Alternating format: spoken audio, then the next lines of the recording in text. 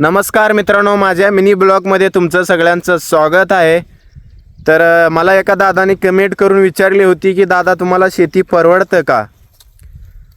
पहिली गोष्ट सांगू म्हणजे आम्हाला शेती परवडतं.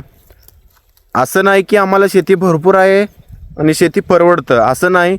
शेती आपल्याला पण थोडंच आहे, पण का परवडतं तुम्हाला एक गोष्ट सांगतो. शेतामध्ये काम करत असताना थोडंफार काम ही आपण स्वतः केलं पाहिजे. सर्वच काम तुम्ही मजूर लावून केला तरी शेती तुम्हाला परवडत नाही, एवढंच मी सांगतो. आणि दुसरी गोष्ट दादाने विचारलं होतं की दादा पाऊस वगैरे पडल्यानंतर शेतात सगळंच वाहून जातं, मालाला दर भेटत नाही. तर पाऊस पडल्यानंतर मालाला दर भेटत नाही हे माहीत आहे. पूर्ण पीक वाहून जातं पाण्यामध्ये, हे मी मान्य करतो. पण तुम्ही शेती घरामध्येच केलं, थोडंफार दर भेटला, भाव भेटला तरी तुम्हाला शेती घरात केल्यानंतर परवडतं. आणि शेती हे एक सांगतो दादा मी तुम्हाला, शेती हे एक बिझनेस नाही, शेती हे एक व्यवसाय आहे. काही झालं तरी शेती आम्हाला शेतकऱ्यांना करावंच लागतं. कारण की आम्हाला आमचंही पोट भरायचं असतं आणि इतरांचेही पोट भरायचं असतात. कारण की शेतकरीमध्ये तेवढा हिंमत आणि क्षमता आहे की दर नाही भेटला, माल शेतामध्ये रोटावेटर मारून सोडून द्यायचं.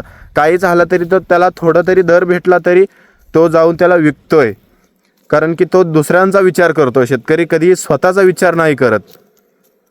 तर दुसरा सांगतो तुम्हाला, मी एक उदाहरण तुम्हाला दाखवतो. तुम्ही हे बघू शकता, मी इथं सकाळीच गहू पेरलेला आहे. सकाळीच 1 एकर गहू पेरलेला आहे.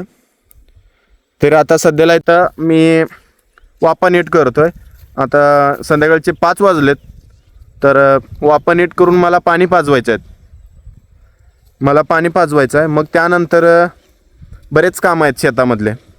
मग हे सर्व मला कामं मजूर लावून, गडी लावून करायला पण येत होता. कारण की उद्या ह्याला दर भेटलं तर चांगलं, नाही भेटलं तर कुणाला सांगायचं, शेतकरी नुकसानमध्ये. मग त्यासाठी सांगतो दादा, प्रत्येक काम मजूर लावून शेतामध्ये केलं तरी आपल्याला शेती परवडत नाही, एवढंच मी सांगणार. तुम्ही शेतामध्ये जे काही हलके काम आहेत तुम्ही करू शकता. घरातले लोक तुम्ही करू शकता.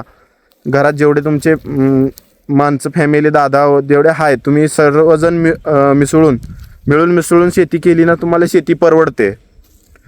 नाही म्हणला तुम्ही सर्वच कामाला तुम्ही मजूर गडी लावून बसला, गड्या लावून तुम्ही बसला तर तुम्हाला शेती परवडत नाही. दुसरी गोष्ट मित्रांनो, शेती हे एक बिझनेस नाही, शेती एक व्यवसाय आहे. शेती आम्ही करणारच आणि करतच राहणार. # शेतकरी.